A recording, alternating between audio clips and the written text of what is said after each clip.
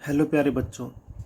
बेटा last time हमने जो डिस्कस किया था उसमें हमने मैग्नेटिक फील्ड लाइन को डिस्कस किया था, ठीक है। और उसके साथ साथ मैंने इलेक्ट्रिक फील्ड लाइंस को भी डिस्कस कर दिया था। उसके नोट्स जो हैं वो पीडीएफ फॉर्म में मैंने भेज दिए, ठीक है। आप नोट्स अपनी बुक में, जो नोटबुक है फेयर नोटबुक, उसमें बनाइए, ठीक है। सेकंड ये था बेटा, मैंने आप लोगों को जो हमारी प्रीवियस वीडियो थी उसमें ये बोला था कि बेटा जिस भी स्टूडेंट को यूनिट नंबर 1 करंट इलेक्ट्रिसिटी का टेस्ट देना हो वो स्टूडेंट मुझे मैसेज करे व्हाट्सएप पर। लेकिन आप में से 15 या 20 स्टूडेंट का ही रिप्लाई आया है, बाकी स्टूडेंट कहाँ क्या कर रहे हैं पता नहीं है कुछ भी। बेटा अगर मैं टेस्ट कंडक्ट करूँगा और उसके बाद आप ये बोलोगे कि सर हमें नहीं बताया, तो मैं बार बार ये बोल रहा हूँ बेटा आप मुझे मैसेज कीजिए व्हाट्सएप पर नेम और सेक्शन के साथ, ठीक है।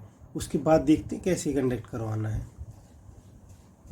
बाद में ये मत बोलना कि सर हमें हमारा टेस्ट नहीं हुआ, ये नहीं हुआ, वो नहीं हुआ, ठीक है। वो आपकी रिस्पॉन्सिबिलिटी होगी, वो मेरी रिस्पॉन्सिबिलिटी नहीं होगी, ठीक है।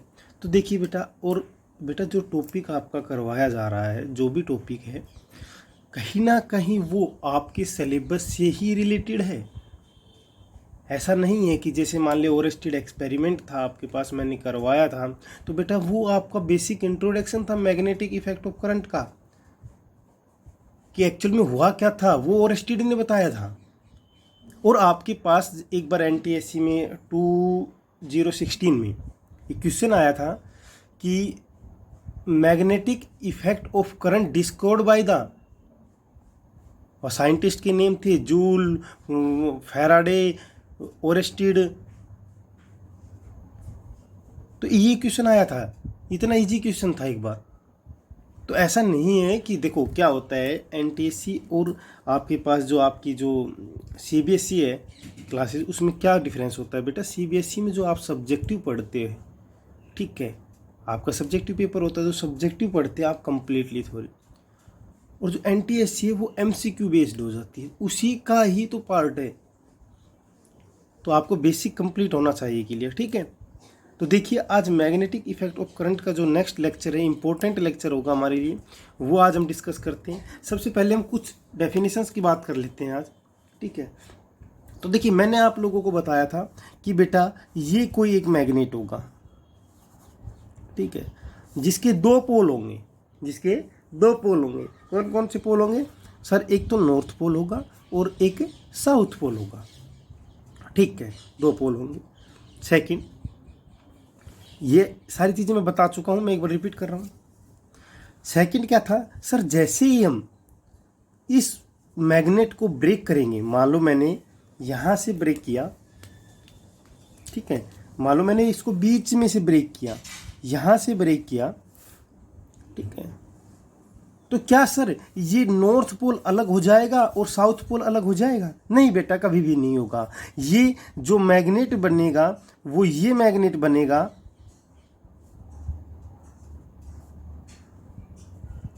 ठीक है, ये इसका नॉर्थ, ये इसका साउथ, ये इसका नॉर्थ और ये इसका साउथ, जैसे भी।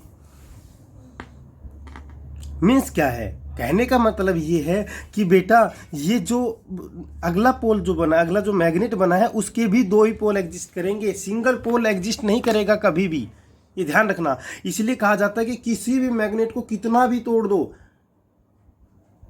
एक डॉट अगर डॉट की तरह भी बन जाएगा मैग्नेट टूटकर, तो भी वो अट्रैक्ट करेगा या रिपेल करेगा, उसकी मैग्नेटिक प्रॉपर्टी रहेगी, क्योंकि उसमें दोनों पोल एग्जिस्ट करेंगे, सिंगल पोल उसका भी नहीं होगा। अगर ये एक डॉट है, मान लो आपके पास, देखो ये एक मैग्नेट था किसी भी प्रकार का, ये मैग्नेट है किसी भी शेप में, ठीक है, आपने इसको ब्रेक किया, ब्रेक करते गए आपके पास ये जो डॉट है इतना मैग्नेट बच गया। तो बेटा इसके भी दो पोल एग्जिस्ट करेंगे, नॉर्थ और साउथ, इसलिए ये मैग्नेट की कंप्लीट प्रॉपर्टी को शो करता है।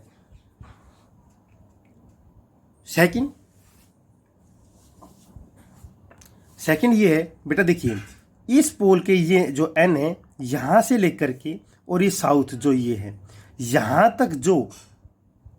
तक बेटा जो ये लेंथ होती है, यहां तक जो लेंथ होती है, इसको हम मैग्नेटिक लेंथ बोलते हैं, इसको हम मैग्नेटिक लेंथ बोलते हैं, ठीक है। और जो ये वाली जो लेंथ है,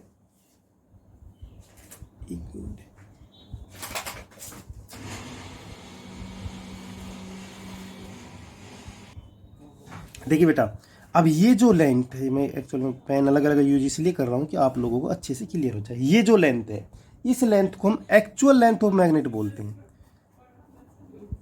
एक्चुअल लेंथ बोलते हैं, ठीक है। एक्चुअल लेंथ एल बोलते हैं, ठीक है। अब इसके बाद देखिए बेटा, इस जो ये जो पोल है, ये कोई भी एक अलग से बना लेते हैं। अब अपना जो काम था वो वहाँ तक हो गया, ठीक है।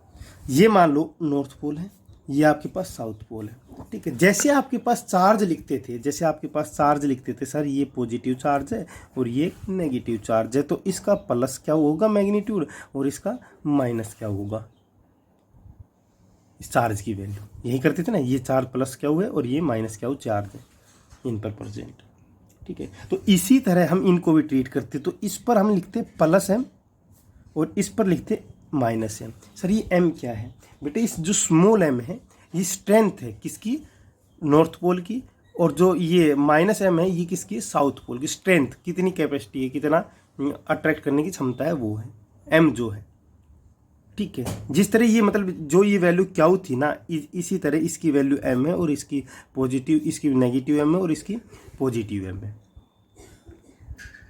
ओके, ठीक है। अब सर जो ये एम है, ये आपके पास इसको क्या बोलते हैं बेटा, इसको पोल स्ट्रेंथ बोलते हैं। इसको हम क्या बोलते हैं, इसको हम पोल स्ट्रेंथ बोलते हैं, पोल स्ट्रेंथ, पोल स्ट्रेंथ बोलते हैं, ठीक है बेटा।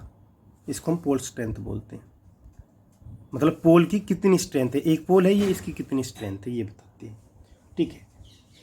ये क्या है सर, ये स्केलर क्वांटिटी है बेटा। एक एक चीज़ इसलिए डिस्कस कर रहा हूँ कि आपको कोई प्रॉब्लम ना हो। सर ये पोल जो स्ट्रेंथ है ये स्केलर क्वांटिटी है, और इसकी यूनिट क्या है, इसकी यूनिट बेटा एम्पियर मीटर होती है, ठीक है। इसकी यूनिट क्या होती है, यूनिट किसकी है, ये इसकी यूनिट है। शायद नोट्स में नहीं होगा लेकिन यहाँ देख लो, ठीक है। अब सर ये आ गए यहाँ तक समझ में। अब जो ये जो कंप्लीट आपके पास सिंगल सिंगल हमने समझ लिया है, बस सिंगल की इसकी जिसकी पोल स्ट्रेंथ ये होती है, ठीक है, स्केलर क्वांटिटी होती है, यूनिट ये होती है, ठीक है, ये सारी चीज़ें हम समझ चुके हैं। अब सर अब इन दोनों को हम कंबाइन करते हैं, जब दोनों को कंबाइन में लिखते हैं तो हमारे पास क्या होता है, ठीक है। तो बेटा जो ये कंप्लीट जो मैग्नेट है, जो कंप्लीट मैग्नेट है, इसको हम डिनोट किससे करते हैं, इसको एक टर्म होती है हमारे पास magnetic dipole movement, magnetic dipole movement. ये शायद आपकी बुक में ना हो, इतनी छोटी छोटी बातें हैं सारी, ठीक है, लेकिन ये आपको पता होनी चाहिए, जिसको हम कैपिटल एम से डिनोट करते हैं और वेक्टर क्वांटिटी, ठीक है।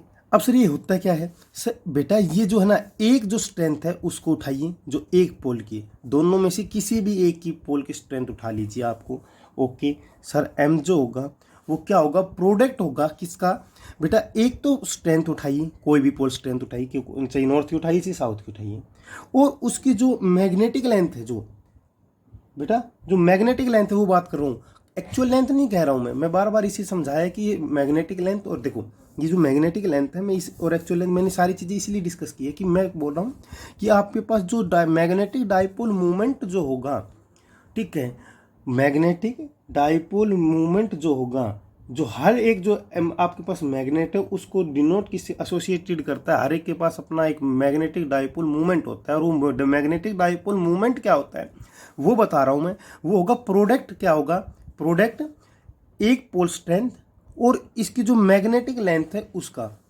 तो एम क्रॉस एल, ये आपके पास क्या कहलाता है, ये आपके पास मैग्नेटिक डाइपोल मूवमेंट कहलाता है। और ये क्या है, ये एक वेक्टर क्वांटिटी है, और इसकी डायरेक्शन जो होती है वो साउथ टू नॉर्थ पोल होती है, साउथ टू नॉर्थ ये डायरेक्शन। ये सारी छोटी छोटी चीज़ें हैं, ये आप MCQ में पूछी जा सकती है, इसलिए मैं बार बार डिस्कस कर रहा हूँ, ठीक है। तो ये आपके पास क्या था, ये कुछ टर्म्स थी जिनको बच्चे प्रॉब्लम में आई थी। सर आपने जो नोट्स भेजे उनमें भी प्रॉब्लम आ रही थी, ठीक है। तो ये प्रॉब्लम बेटा ये थी, ठीक है। अब उसके बाद देखिए, अब उसके बाद जो इम्पोर्टेंट जो टॉपिक है हमारा, आज हम उसको डिस्कस करेंगे। और वो टॉपिक क्या है हमारे पास, वो है बायोट सेवर्ट लॉ। बेटा मैं डायरेक्ट लॉ करवा रहा हूँ, ठीक है। वो क्यों यूज होगा, एक्चुअल में आपके पास नाम से नहीं है कोई भी, ठीक है। साइंटिस्ट के नियम से नहीं और एक्सपेरिमेंट था, नहीं बायो सेवर्ट लॉ है, ठीक है। लेकिन आपको क्या है कि आपको पता होना चाहिए। और एक दो डेफिनेशन और करते हैं, वो कौन कौन सी है। सबसे पहले बेटा हम देखते हैं कि एक करंट एलिमेंट क्या है, ठीक है। तो देखिए करंट एलिमेंट, अब इन्हीं के टॉपिक चल रहे हैं। करंट एलिमेंट, ठीक है।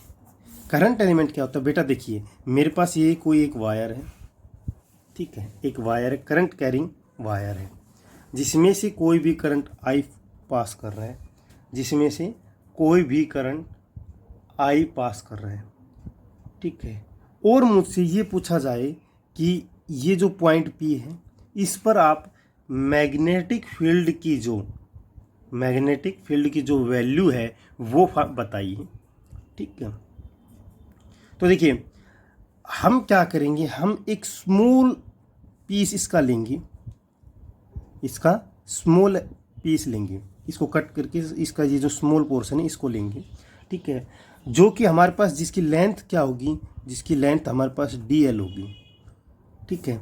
और DL के कारण इस पर हम मैग्नेटिक फील्ड की value small dB find out करेंगे, स्मॉल dB। देखो B जो होगा वो क्या होगा, सुनो ध्यान से, B जो होगा वो क्या कहलाता है, वो मैग्नेटिक फील्ड कहलाता है। और DB क्या होगा, स्मॉल के लिए हमने DB यूज़ किया है, ठीक है। L क्या है, कंप्लीट लेंथ है। स्मॉल के लिए क्या यूज़ की हमने, DL लेंथ यूज़ की है, ठीक है। तो देखिए बेटा ये जो हमारे पास A पॉइंट और B पॉइंट, सुनिए ध्यान से, A पॉइंट और B पॉइंट, ये जो लेंथ है ये हमारे पास क्या कहलाता है, ये हमारे पास करंट एलिमेंट कहलाता है। किसी भी वायर का, किसी भी करंट एलिमेंट का, किसी भी करंट कैरिंग जो वायर है, कंडक्टर है, उसकी स्मॉल लेंथ AB, जो स्मॉल एलिमेंट है AB ऑफ लेंथ जो DL है, उसको हम क्या बोलते हैं, उसको हम करंट एलिमेंट बोलते हैं, ठीक है। एक वायर है, स्टेट वायर है, या जैसे भी आपके पास करंट कैरिंग वायर होनी चाहिए, करंट कैरिंग कंडक्टर है कोई भी, ठीक है। उसका एक स्मॉल पोर्शन AB जिसकी लेंथ DL है, उसको हम क्या बोलते हैं, उसको हम करंट एलिमेंट बोलते हैं, ठीक है। ये आपके पास करंट एलिमेंट की डेफिनेशन थी। अब देखिए रिप्रेजेंटेशन है आपके पास, representation of a magnetic field direction. बेटा मैग्नेटिक फील्ड डायरेक्शन जो है आपके पास, उसको कैसे रिप्रेजेंट करते हैं ये और बता देते हैं एक बार, ठीक है। शायद बायो सेवर्ट लॉ नहीं हो पाएगा। देखिए जब हम मैग्नेटिक फील्ड लाइंस को रिप्रेजेंट करते हैं, उनका जो फील्ड पैटर्न होता है वो बेटा हमारे पास क्या होता है, वो 3 डायमेंशंस होता है। लेकिन हमें ड्रा तो करनी पड़ेगी, ऐसा तो नहीं है कि ड्रॉ नहीं कर सकते हम, ठीक है। तो ड्रॉ करने के लिए हम क्या करते हैं, हम बेटा 2 अजम्पशंस लिखते हैं, हमेशा 2 ही लेंगे। क्या क्या, देखिए एक तो हम डॉट, ये जो डॉट दिख रहे हैं आपको, ये डॉट मोस्ट इंपॉर्टेंट है बेटा, ये समझ लेना ध्यान से। एक आपके पास हम लेंगे क्रॉस, यहाँ से ले लेता हूँ क्रॉस,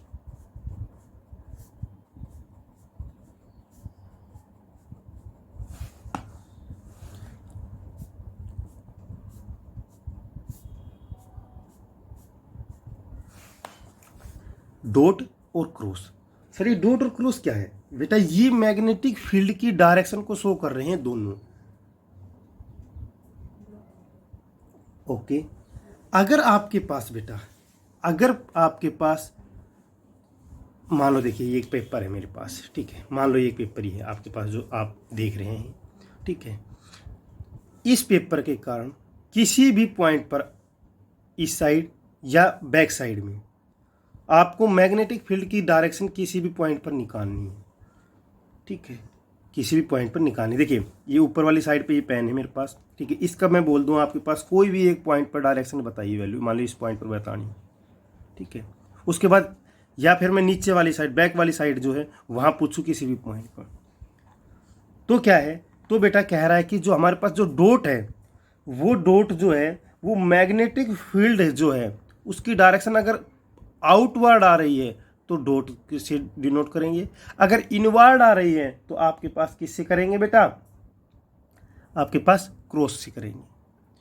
तो ये जो क्या है, ये आपके पास है मैग्नेटिक फील्ड, इसको लिखते हैं हम coming out of paper, out of paper, paper से बाहर आ रही है, बाहर की तरफ अगर डायरेक्शन आए तो आपके पास क्या होगी, आप किसी भी करंट एलिमेंट के कारण, किसी भी करंट एलिमेंट के कारण किसी भी पॉइंट पर अगर आपके पास डायरेक्शन जो है वो बाहर की तरफ आ रही है तो उसको डॉट से डिनोट करेंगे, अगर अंदर की तरफ जा रही है तो क्या करेंगे हम, क्रॉस से डिनोट करेंगे। वैसे ये समझना था, going into paper, going into the paper,